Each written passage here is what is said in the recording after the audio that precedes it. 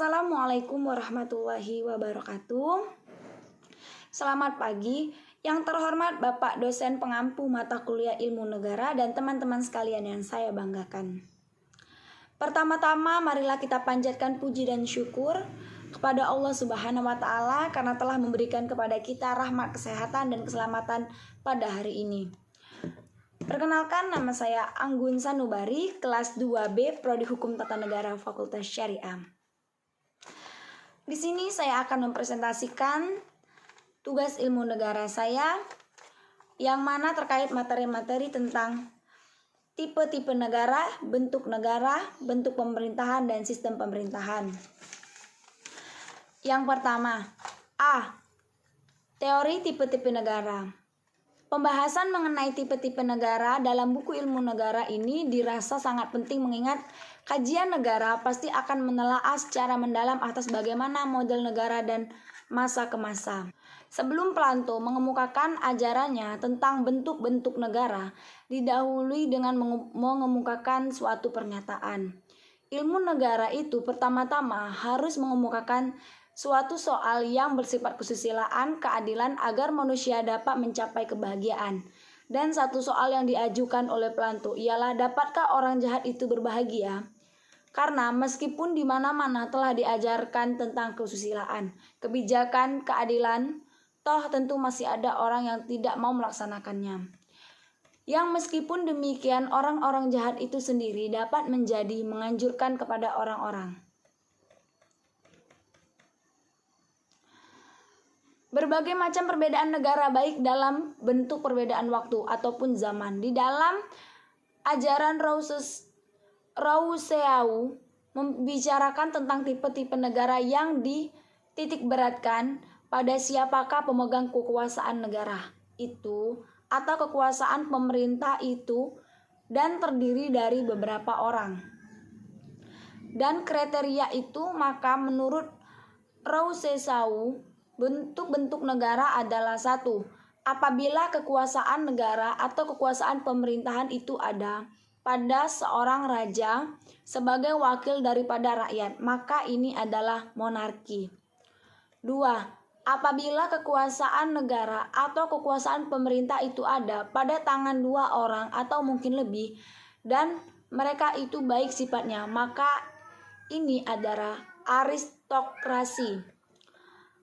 Apabila kekuasaan negara atau kekuasaan pemerintahan itu ada pada rakyat yang juga baik sifat-sifatnya, maka ini adalah demokrasi. Dalam tipe negara kekuasaan monarki di sini belum tentu dianalogikakan semua kekuasaan yang bertipe monarki itu buruk. Tentunya hal tersebut bergantung pada bagaimana kompetensi seorang raja dalam menjalankan sebuah kekuasaan secara arif dan bijaksana. Di sini tidak dapat disimpulkan bahwa semua tipe tersebut tergantung pada individu-individu pemegang kekuasaan yang menjalankannya. Dan di sini apa yang dijalankan oleh pemegang kendali kekuasaan.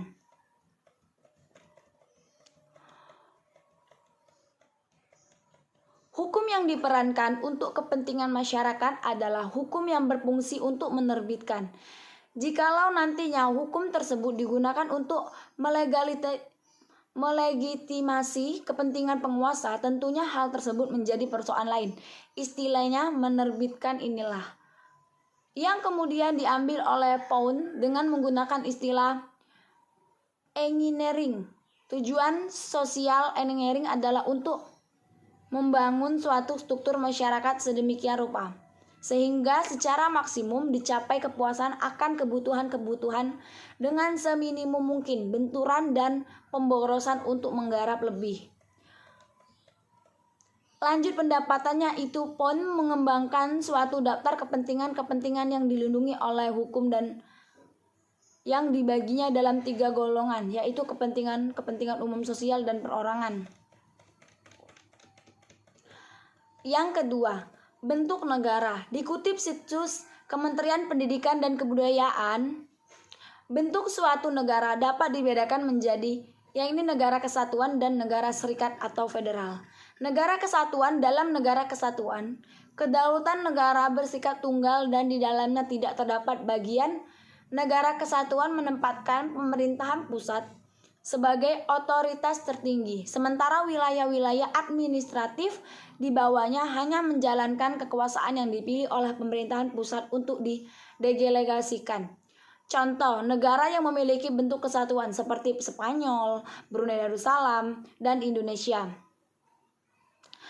Pemerintahan negara serikat atau federal, kedaulatan di negara serikat atau federal berasal dari negara di bagian, di mana sebagian kedaulatan tersebut diserahkan kepada negara federal. Sehingga pada hakikatnya berkedaulatan berada pada negara lain. Contoh negara yang berbentuk serikat seperti Amerika Serikat, India, dan Jerman. Ciri-ciri negara serikat yakni mempunyai lebih dari satu kepala negara dan memiliki lebih dari satu konstitusi, memiliki lebih dari satu kabinet, memiliki lebih dari satu lembaga perwakilan. Bentuk pemerintahan negara dapat dibedakan dalam beberapa jenis, yaitu otokrasi, oligarki, monarki, dan republik. Otokrasi adalah negara yang diperintah dengan kekuasaan tunggal seperti raja atau diktator yang tidak dapat diganggu-gugat. Oligarki menurut Kamus Besar Bahasa Indonesia atau KBBI, oligarki adalah pemerintahan yang dijalankan oleh beberapa orang yang berkuasa dari golongan atau kelompok tertentu. Monarki adalah bentuk pemerintahan yang kekuasaannya dipegang seorang raja atau kaisar. Pada sistem pemerintahannya tersebut, biasanya akan berlangsung sepanjang hayat sang raja, ratu, atau sultan. Selanjutnya akan digantikan oleh penerusnya yang berasal dari keluarga kerajaan. Republik adalah negara yang dijalankan berdasarkan prinsip kedaulatan rakyat yang dilaksanakan secara demokratis melalui pemilihan umum. Hubungan seperti itulah sebagian hubungan vertikal, artinya pusat yang diasumsikan berada di atas daerah. Jika berbicara mengenai sebuah hubungan pemerintahan, maka tengah berbicara mengenai kekuasaan dalam arti horizontal, khususnya seputar hubungan antara legislatif dan eksekutif. Bentuk negara Indonesia dikutip situs Dewan Perwakilan Rakyat DPR pada pasal 1 ayat 1 Undang-Undang 1945. Negara Indonesia ialah negara kesatuan yang berbentuk republik. Dalam pasal 1 ayat 2, kedaulatan berada di tangan rakyat dan dilaksanakan menurut Undang-Undang Dasar. Dalam negara republik, rakyat memilih wakil-wakilnya untuk memuat kebijakan serta memilih presiden untuk menjalankan pemerintahan sesuai pemilihan umum. Masa jabatan kepala negara biasanya 5 tahun atau sesuai peraturan di negara yang bersangkutan. Indonesia adalah negara berbentuk negara kesatuan dan prinsip otonomi daerah yang luas. Selanjutnya materi yang terakhir yaitu sistem pemerintahan. Setiap negara selain mempunyai bentuk negara dan bentuk pemerintahan juga mempunyai sistem pemerintahan. Sistem pemerintahan merupakan suatu sistem sebagai alat untuk mengatur jalannya pemerintahan sesuai dengan kondisi negara dan tujuan menjaga kestabilitasan negara. Istilah sistem pemerintahan berasal dari dua kata, yaitu sistem dan pemerintahan. Sistem dapat disebut sebagai susunan, tatanan, dan jaringan yang mempunyai hubungan fungsional baik antara sebagian maupun hubungan fungsional terhadap keseluruhan. Bagi akibatnya, jika salah satu bagian tidak bekerja dengan baik, maka akan mempengaruhi keseluruhan tatanan tersebut. Sedangkan menurut bahasa Indonesia, karya W.J. Purwadirminta, sistem adalah sekelompok bagian yang bekerja sama-sama untuk melakukan suatu maksud. Sedangkan pemerintahan berarti perbuatan pemerintah yang dilakukan oleh badan legislatif, eksekutif, dan yudikatif di suatu negara dalam rangkaian mencapai tujuan penyelenggaraan. Dan menurut Muhammad Mut MD, sistem pemerintahan negara adalah mekanisme kerja dan koordinasi atau hubungan antara ketiga cabang kekuasaan, yaitu legislatif, eksekutif, dan yudikatif. Oleh karena itu, dapat disimpulkan bahwa sistem pemerintahan adalah hubungan dan susunan antara lembaga-lembaga negara yang saling terkait dan berkesinambungan dalam satu kesatuan dalam rangka penyelenggaraan negara. Sistem pemerintahan berbeda dengan bentuk pemerintahan, juga tidak sama dengan bentuk negara. Bentuk pemerintahan ada dua, republik dan kerajaan. Sedangkan bentuk negara ada tiga, yaitu kesatuan, federal, dan konfederasi.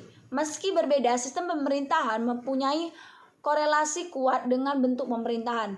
Bentuk pemerintahan republik mempunyai sistem pemerintahan presidensial, sedangkan bentuk pemerintahan kerajaan sistem pemerintahannya adalah monarki.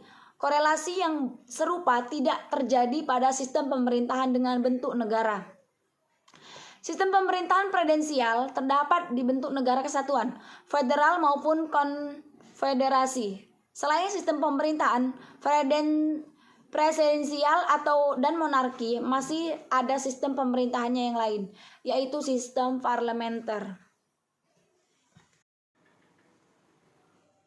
Nah, itulah yang bisa saya sampaikan terkait dengan tugas ilmu negara. Mungkin terdapat banyak kesalahan ataupun kata-kata yang kurang berkenan di hati Bapak maupun teman-teman. Kepada Allah saya mohon ampun dan kepada teman-teman saya mohon maaf. Saya akhiri, wabillahi taufiq wal hidayah. Wassalamualaikum warahmatullahi wabarakatuh.